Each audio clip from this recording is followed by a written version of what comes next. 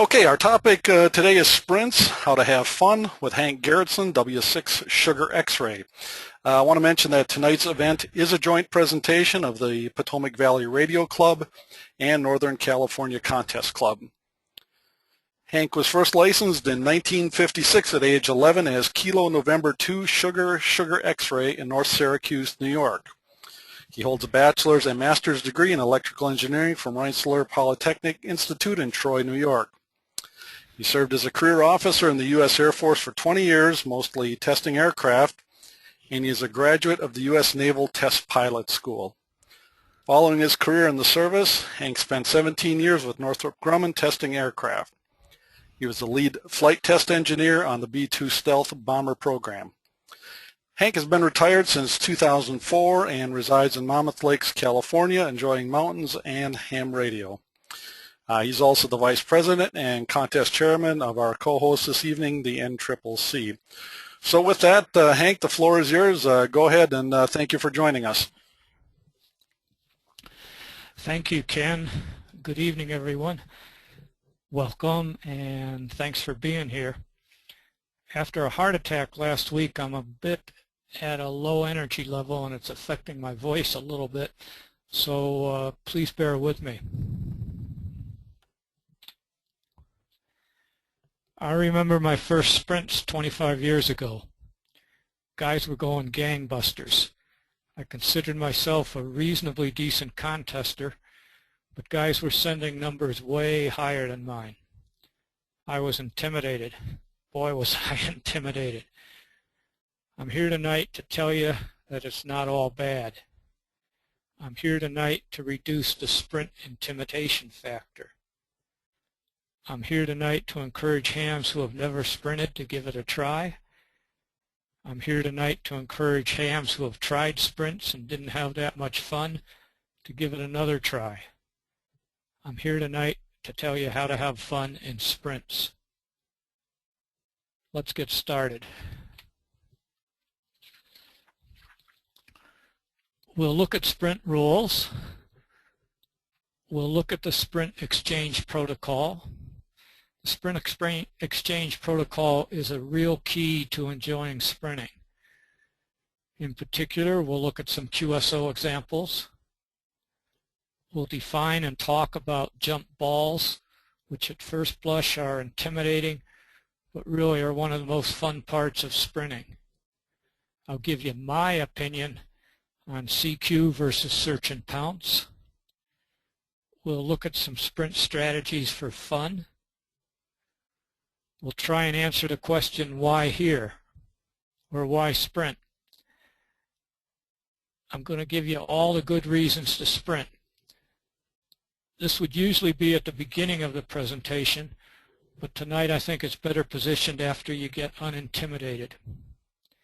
And finally, I'll point you to some good sprint resources.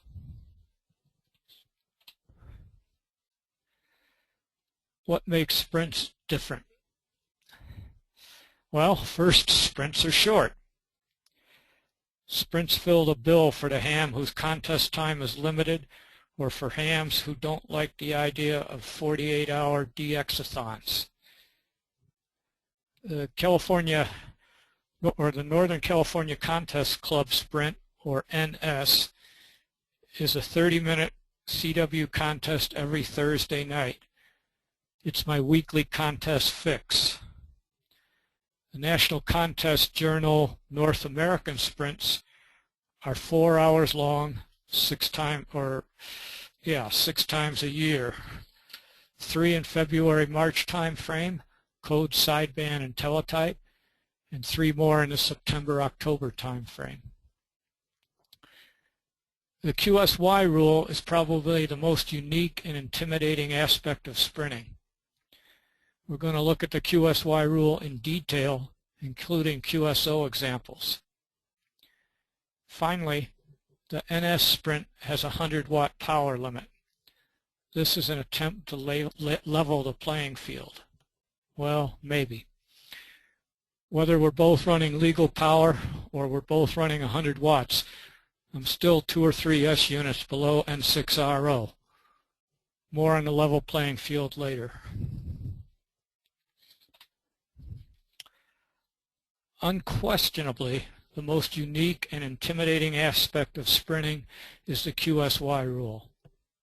Here it is. Read it if you want. I'll explain it on the next slide.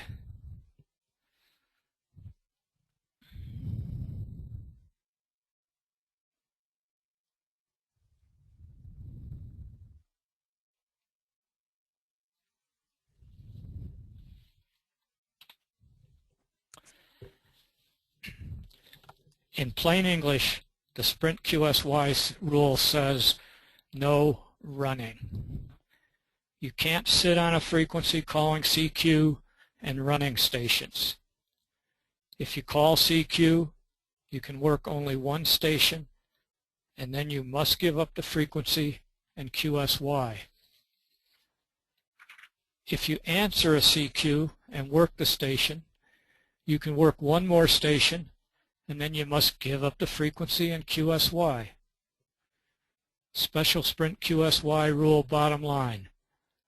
No more than 2 QSOs on a frequency, and then you QSY. And you have to be lucky or good or strong, preferably all three, to get 2 Qs. To me, the Special Sprint QSY rule is the real playing field leveler. The big guns can't sit on one frequency and call CQ all night. After 2 Qs, they have to move and come looking for you or me. The Special QSY rule makes sprints unique and fun.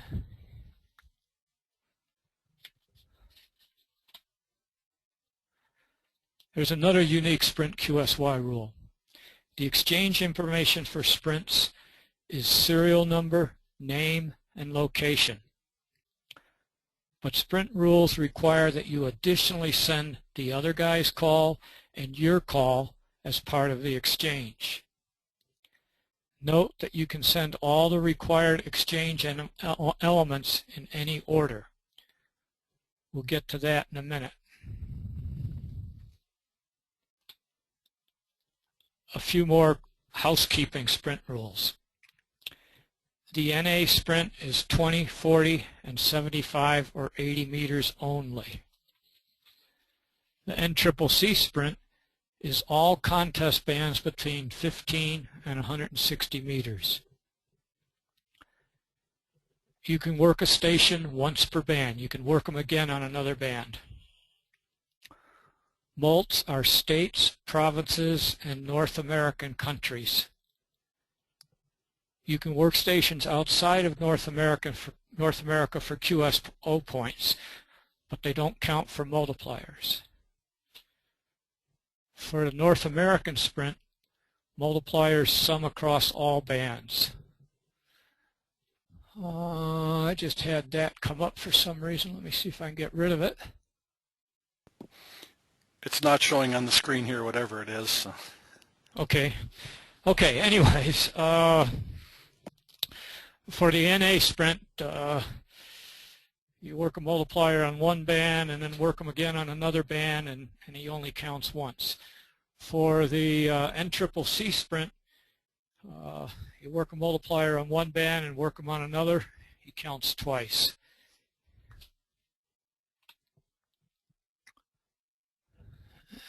Let's see.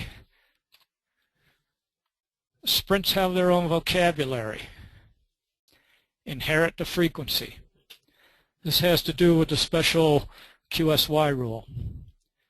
If someone calls CQ and you work them, by the special QSY rule, he has to give up the frequency after the contact. You inherit the frequency. It is your frequency to work someone. After you inherit a frequency and work one station only, the frequency becomes that station's frequency, becomes his frequency. You can also lose a frequency if you pick a clear spot, call CQ, and work one guy. Once you work one station after a CQ or any kind of solicitation, you lose the frequency and you must QSY. Next, the jump ball. A jump ball happens when someone is called CQ and works someone. The someone, the guy worked, now inherits the frequency. If two or more people call him, it's called a jump ball. Just like in basketball, everybody wants the ball, or in sprints, everybody wants to work you. If someone's lucky or good or loud or all three and wins the jump ball, he gets the contact. The losers have to either wait or look somewhere else. Don't worry, all this is going to be clearer when we look at some QSO examples. Finally, the doublet, the holy grail of sprinting. Here's a doublet. Someone calls CQ. You call him, maybe winning a jump ball. He works you. You inherit the frequency. Someone, or maybe 2, 3, jump ball again, call you. You work someone, lose the frequency, and QSY. Congratulations. You've just completed a doublet. It's like 2 contacts for the price of 1. When you pull off a doublet, it's a great feeling. Pull off lots of doublets, and you're in the top 10.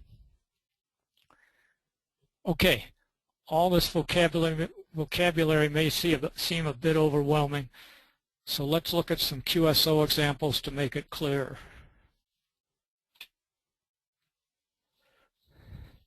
All my QSO examples are written as if they were CW QSOs.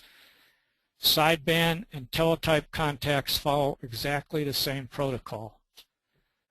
Let's look at a basic sprint contact. See if I can find my cursor. Okay, so I call CQ. On CW and teletype, exactly as shown. CW, CQNA, W6SX. On RTTY, CQNA, W6SX, CQ. The CQ at the end is preferred RTTY form and alerts people that I'm calling CQ. On sideband, CQ Sprint, W6SX. N6RO calls me. Note, it's short and sweet. Keep losing my cursor here. Okay, so I send my exchange back to Ken. Again, short and sweet. Then Ken sends me his exchange. And assuming I got everything right, I acknowledge the contact and send either an R or a DIT or a TU.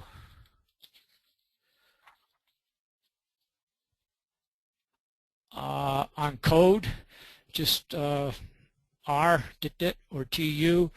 On RTTY, RRR. On sideband, I'd say Roger or thanks. Note, nothing like QSL or thanks for the contact OM. You want to acknowledge the contact and get out of there. QSL and thanks for the contact OM are poor form in any contest and certainly out of place in a sprint. I called CQ, I worked the station, I must QSY. The frequency belongs to N6RO. 2 important things to note here. First, both my exchange and N6RO's exchange included the 3 exchange elements: number, name, state, and both calls. You must send both calls as part of the exchange.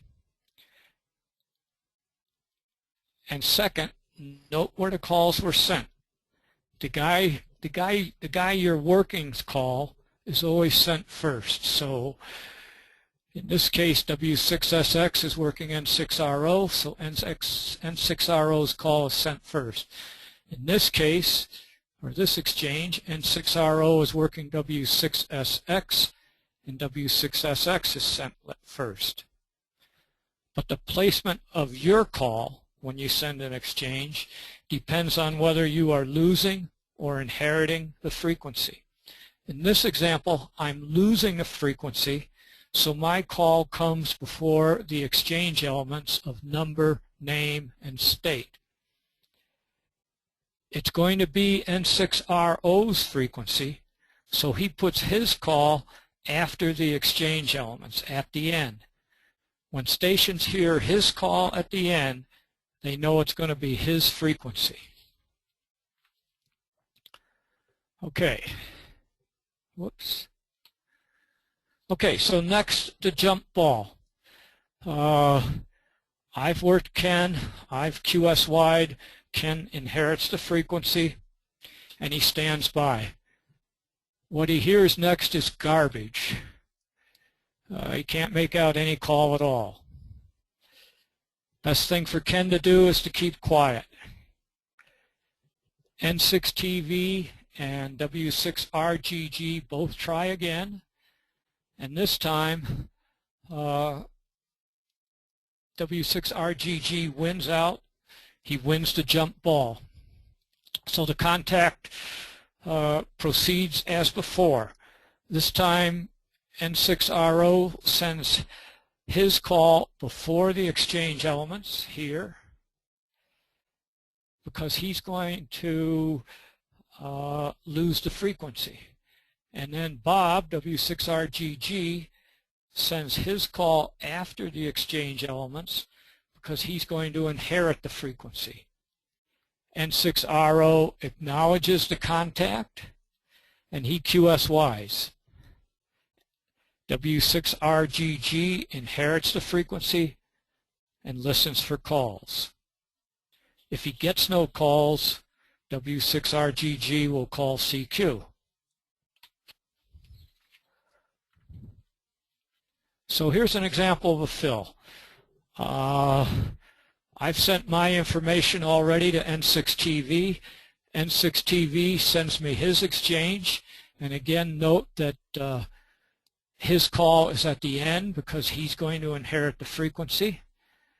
And in this case, I missed his name. So I send name to get a fill, but I get covered up. By the way, I had to do some looking on QRZ.com to find an LID call that wasn't actually a real call. Believe it or not, there are a lot of LID calls issued by the FCC. Anyway, I have to get N6TV's name or I'm going to lose the contact. The best way to do this is to send a bunch of DITs. The string of DITs tells everybody on frequency, both N6TV and stations waiting to call, that I need a fill. So I send a string of DITs followed by what I need, in this case, name. N6TV sends his name, and I Roger the contact. Stations waiting to call N6TV should make sure that I send Roger before they call, but sometimes they don't. Sometimes on some bands they can only hear 1/2 of the contact. They can't hear me. Sometimes they just get ahead of themselves. If you miss something, your job is to be aggressive and make sure you get the fill you need. Be aggressive. Don't take nil for an answer. Here's a not-so-secret secret. If I just goofed and missed something N6TV sent, but he's really solid copy, I can take a chance and try to copy the missing element during his next exchange, incrementing number by 1 if that's what I missed. It's risky, and you just have to make the decision on a case-by-case basis. Code speed. Don't let the speed demons keep you from having fun. Send at your speed. If they come back at a speed you can't copy, send AGN at a speed you can copy. They want your contact and they'll slow down. I'll have more on this in a minute. If you're still improving your CW skills, RTTY and sideband are a great way to start sprinting. everyone sends at the same speed on RTTY and sideband. And with RTTY, the computer does the decoding for you. I kind of love RTTY sprints almost as much as CW ones. When you inherit a frequency, the hope is that someone will call you as soon as the departing station acknowledges the contact. If no one calls, call CQ right away. It's your frequency. If you hesitate, someone may think your frequency is empty and start CQing himself. And here's how to do the CQ again. And a couple short and sweet CQs are better than one long 3x3. Way better.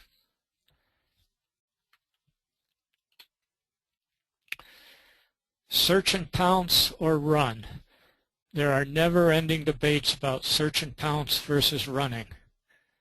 The answer is, it depends. For new sprinters and little pistol sprinters, I strongly recommend CQing. When you call CQ, you're competing against everyone else calling him.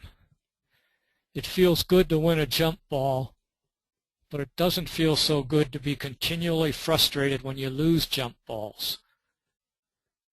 When you call CQ, your only competition is signal-to-noise ratio. When you call CQ, you choose decode speed. I recommend you pick a clear frequency, either high or low in the activity band, and call CQ at your CW speed. If you do come across someone calling CQ that you think you have a good chance of nabbing, give them a call. You'll quickly develop a feel for what your chances are, and you'll quickly learn the little skills that will help you win jump balls. But again, I really suggest starting out CQing. It can be really frustrating to lose a whole bunch of jump balls in a row.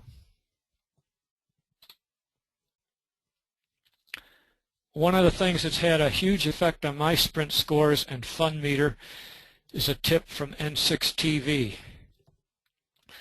Bob suggests keeping VFOs A and B at least 5 kilohertz apart, high and low in the band. Here I should probably note that the Sprint QSY rule for the North American Sprint is 5 kilohertz between CQ frequencies. If you've worked someone who's answered your CQ, you must QSY 5 kilohertz before you can CQ again. If you want to answer someone CQing, you only have to move 1 kilohertz.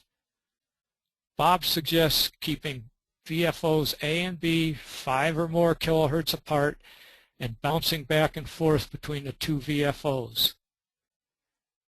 After you lose a frequency, meaning after you've worked one station with a CQ, hit the AB button. If you quickly find a good station to call them. Otherwise, call CQ, work someone, hit AB again. Keep repeating this. Don't waste time on unlikely jump balls. I used to waste a lot of time on unsuccessful jump balls. The first time I tried Bob's tip, my score jumped way up.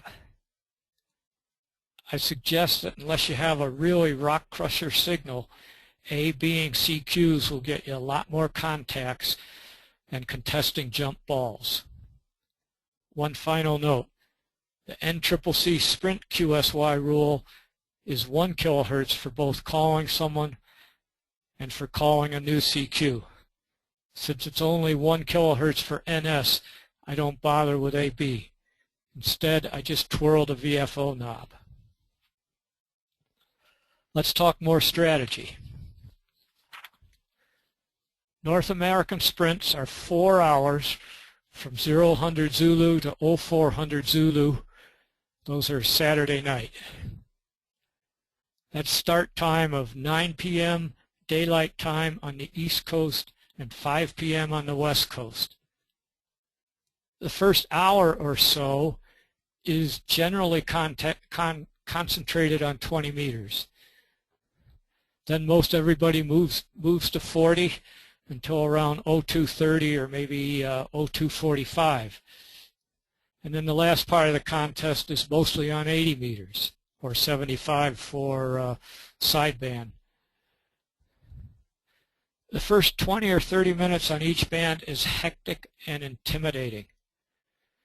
Don't get frustrated contesting jump balls.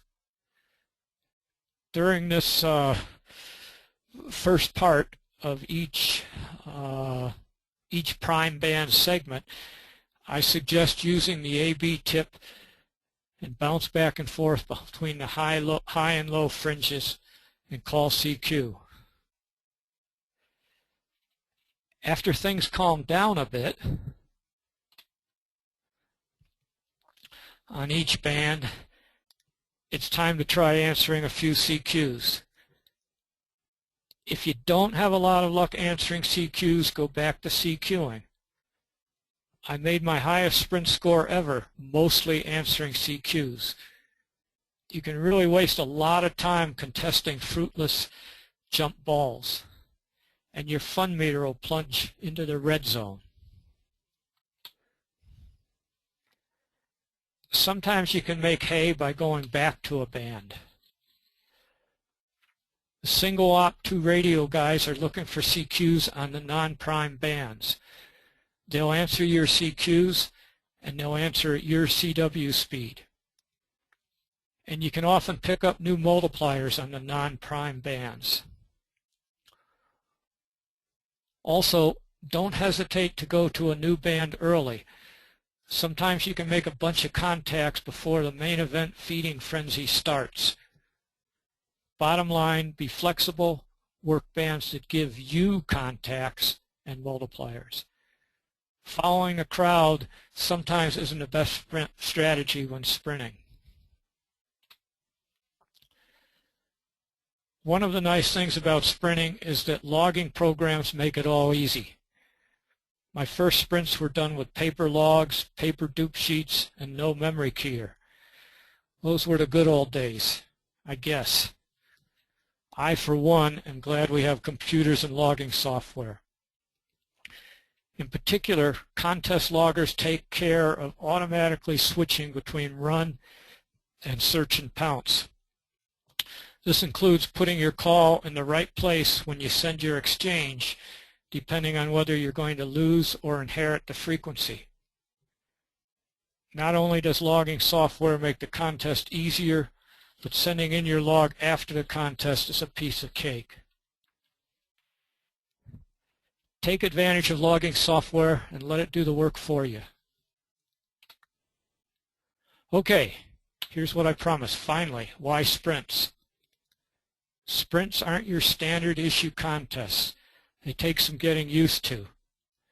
They're challenging, but once you get past the initial intimidation, they're a real blast.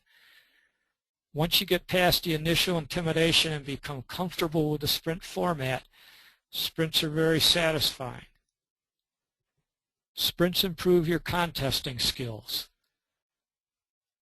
They're fast-paced and keep you on your toes. They improve your keyboarding and code skills. Sprints are short. I never liked the 48-hour contests, and I like them even less now. The North American Sprint has team competition with a twist. Club competition for most contests requires team members in the local club area, usually within 125 miles of the club center. There's no such restriction for the NA Sprint. You can be anywhere and you don't even have to be a club member. Ad hoc clubs are formed by hams all over North America. Indeed, North American Sprint Club competition is often won by a team of hotshots recruited from around the country. Finally, N6TR. Tree is quoted as saying, "Sprints are the most fun you can have with your clothes on." I think he's right. Last but not least, SNS, or Slow NS. A few years ago, N6ZFO, NCCC Sprint founder, and W9RE conceived the SNS as a pre-NS slow-speed practice session. Speed is no higher than 18 words a minute. Otherwise, standard NS rules apply. The idea is to provide a low-key opportunity for people to get unintimidated. Give a listen every Thursday night at 10 p.m. Eastern and 7 p.m. Pacific time. Give SNS a try. It's a good way to get started. There are lots of resources out there. You can find NCCC rules by Googling NCCC Sprint. SNS rules are on the NCCC Sprint page. Google NCJ Sprint for North American Sprint rules. There are lots of people on the various contest club and CQ contest reflectors who are ready and eager to help and answer questions. For great sprint tips from one of the greatest sprinters ever, Google N6TR Sprint Survival page.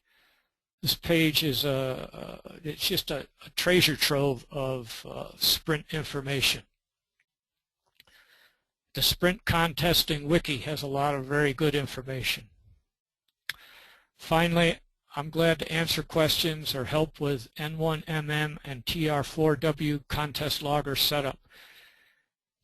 Just email me and we can go from there, and often we could get together on the phone and I can talk you through setting these programs up.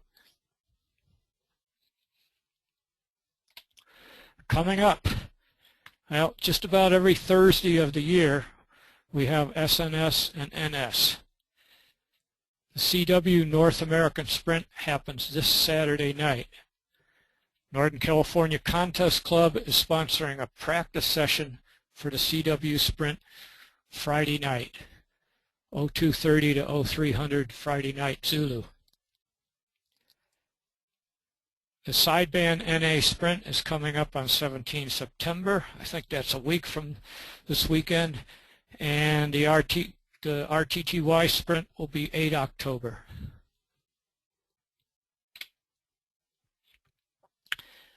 Thank you, everyone.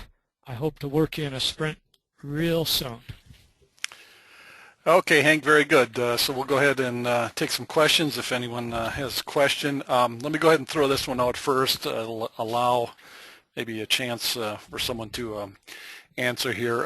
We had one come from Craig, Kilo Charlie 0 Delta Mike Fox, and he said last weekend Michigan had their QRP Labor Day CW Sprint, and is wondering if anyone participated, and if so, how did it go? So if anyone operated that, maybe they can just send in a quick report, and I'll share that with the group. Now, as far as questions go, you've got the little questions box. You just type it in there and hit send. Also, if you've got a microphone connected and works, we can bring you online here, and you can speak directly to the group. And in order to do that, there's a little rectangular grab tab, it's called, to the left of the bigger control panel, and you should have a hand icon there, and that's just like raising your hand in a classroom. So I would need you to go ahead and click that, and once you got your hand raised, I can unmute you, and you can go ahead and ask your question.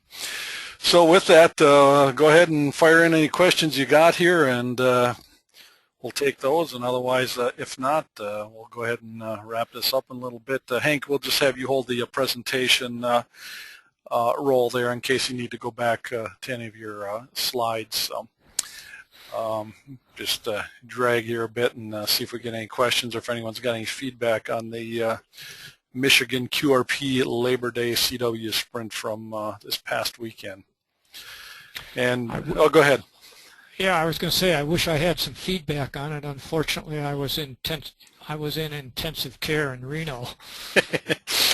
I got to tell you guys, as long as Hank mentioned it, You guys got to know what a trooper he is. I got a call late, I guess last Wednesday night, saying he wasn't going to be able to make it, and then Hank contacted me this past weekend or Monday, I forget just when, on Labor Day or whatever, but he was home and sounding good, and it was sure good to hear his voice. And I said, Hank, you got a standing invitation.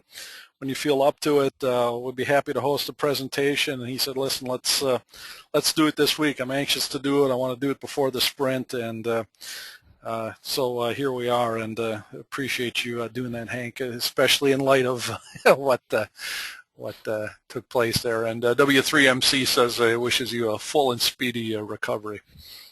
Thank you. Okay, well, I don't see any other questions coming in, so one last chance here. Okay, here we go. Mark W. Tango 6 Papa. Does N1MM support freeform QSO entry? I currently use RightLog, and it does not, from what I can see. Do you happen to know, Hank? I do know, and yes, N1MM, it has a general QSO module that you can use, which will support pretty much free form.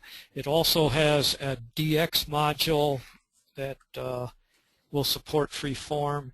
And then finally, N1MM has the option that you can create your own contest, and you can set that up any way you want to. So the short answer is yes. Okay, here we got some coming in now. Ed WB0VHF wants to know about bands and frequencies for the NS events. At a half hour, or do you just stay on one for the whole night? Different band for each week. Maybe just a quick note on if there's any. I think you did touch on this strategy as when to switch bands, or are there particular bands, good times to different times of sprint, good times to be on certain bands? Yeah, hi Ed. That's a good question. Well, first of all, I didn't put it in the presentation, but the frequencies for both NS and the NA sprint are, let's see, for CW they're concentrated around 40 kilohertz above each band edge. For teletype, they're basically in the for the NA sprint, they're at the 80 to 95 kilohertz above each band edge. And then for the sideband sprints, they concentrate around 3850, 7225, and 14275. Having said that, you raise a really interesting question. As I said, for the NA sprint, you normally start on 20, move up to 40, and then finish up on 80, bouncing back and forth as things get better, or as things slow down a little. You might bounce back down to or bounce back up to a higher band. For the NA sprint, for those of us who are one radio limited and can't do SO2R, it's half an hour long, and there's a lot of strategy in how you work the bands. You normally start on 15, then go to 20, then go to 40, then go to 80, and maybe go to 160. During the summer months, and like last week, I spent about 5 or 10 minutes on 15. Then I bounced up to 20 and spent maybe 10 minutes there. Then I bounced up to 40 and spent maybe 7 or 8 or maybe 10 minutes there. And then if you were totaling those up, there's not a lot of time left, and I go up to 80. And the idea in the NS sprint is you want to maximize both your multipliers and your QSOs. And so if you work a guy on 15, and then if I work, say, Pennsylvania on 15 and then work them again on 20, that's a multiplier of 2. And so you're always kind of going through your mind in that first little segment there on 15.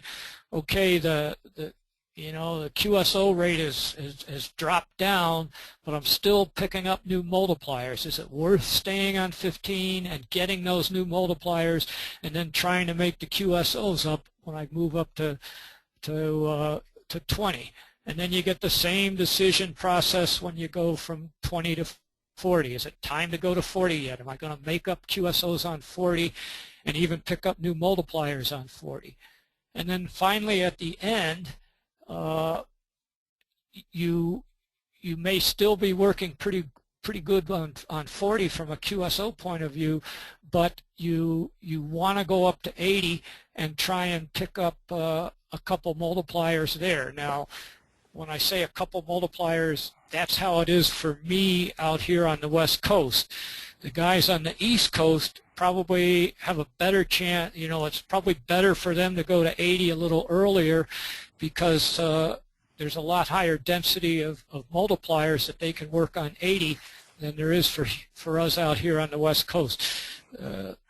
Last few weeks on 80, I've been lucky to get 3 or 4 contacts and 2 multipliers. If I'm really lucky, I might pick up 3 or 4 multipliers on 80.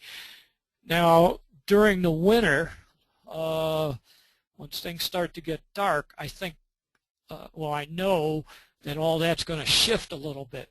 15 probably is not going to be worth very much, and so we'll be spending more time on 20, 40, and 80. 80 is going to be more productive.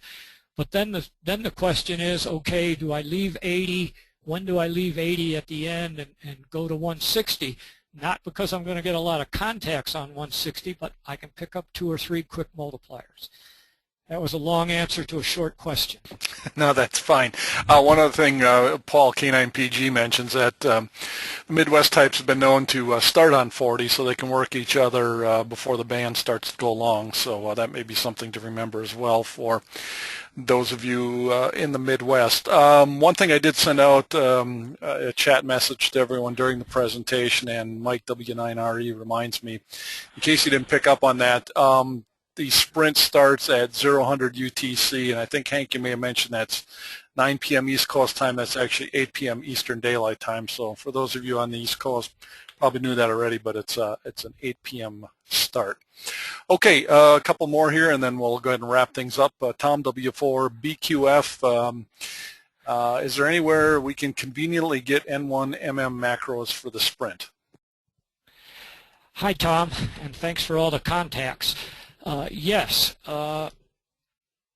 there are N1MM macros available provided by K8UT on the N1MM site, but I don't know if he has N1MM macros for the sprint. If you want some macros, send me a quick email and I'll send you the files, or at least my files. Okay, very good. 2 more here. Let's go ahead and grab these quick. Bert, VE3NR, is wondering how many Qs do you average in a half hour? And I'm sure there's going to be some variation here, but sort of a target a range that someone might look for. Okay, well, let me give you a little history. First of all, I am a very, very signal challenge station here. My one and only antenna is a wire antenna at 46 feet. I'm nestled down in the mountains here at 8,000 feet elevation with 10 and 11,000 foot mountains pretty much all around me. So I don't have that hot of a signal. So when I first started NS about a year and a half ago, I was making 20 contacts in half an hour. Over time, getting better. Now, I think the best I've made in half an hour is 49 maybe. I'm happy I'm happy when I get 40 in half an hour. And I may have misspoke there. The best I've ever had in half an hour is either 49 or 50. And when I started out a year and a half ago, I was making maybe 20 in half an hour. So a lot of it depends. A lot of it depends on the conditions on a particular night. The comment about the Midwest, the strategies you use are a little different depending on where you are in the country and what bands you're using. Okay, one more here from Craig KC0 DMF. How do you handle it when you've won the jump ball, but the one calling CQ fades out before the QSO is confirmed? Well, you've got a choice, and normally I will take a chance. If I've called CQ and the guy, I send my information and I have a reasonable expectation that he got it. If I don't hear him asking for a fill, I'll normally take a chance and log the QSO. And I've been bit a few times and lost contacts like that. But there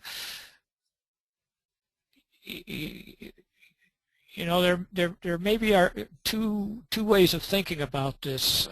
Assuming that you can hear the guy, sometimes guys jump in early and call you, and you're not you may and if the guy's acknowledgement is just a dit and maybe it's a dit at 40 words a minute, you may or may not hear that underneath guys that are calling you. And so one way of looking at it is if the guy doesn't make a ruckus, then he got it and he's just moved on. But you're taking a chance there, and experience will tell you in each individual case whether to log the queue or not. Okay, very good. Well, that looks like that's it, so let's go ahead and wrap this up. Hank, do you have anything else you want to add before we close things down? No, I just say sprints are a lot of fun. Yeehaw. Give them a try. And thank you, everybody. Okay, very good. Just one other word I would add. At the moment, I don't have anything else scheduled, working on a few things. In past years, in October, we've had the CQ Worldwide DX committee on here, and I think that's going to happen again this year. I have been in talks with them. We just haven't firmed anything up, but I think that'll happen, so stay tuned for an announcement on that. One other thing I'm thinking of doing is I'm going to be joining the Multi-2 team out at JT5DX in Mongolia for Worldwide Phone, and I was thinking about maybe trying to do a presentation from out there, maybe after the contest, just kind of a wrap-up, a perspective of the Worldwide Phone contest from out there. So may try to do something like that too. I think it would be kind of fun to do one of these from a remote location, although he does have internet access out there near the UA0 border, but I don't think it'll support a webinar, so we'll either have to wait till we get back to the city, or I got a few days in Beijing on the way back and may try to do something there. But as soon as we get these things firmed up, you'll see the announcements and pass the word. We'd love to have you join us. So Hank, once again, great to have you on here, and thanks for all your work putting the presentation together and sharing your knowledge. And everyone get on this weekend and practice what you picked up here. So with that, thanks everyone for joining us. Have a great evening, morning, wherever you're at, and we'll look for you next time. So long, 73.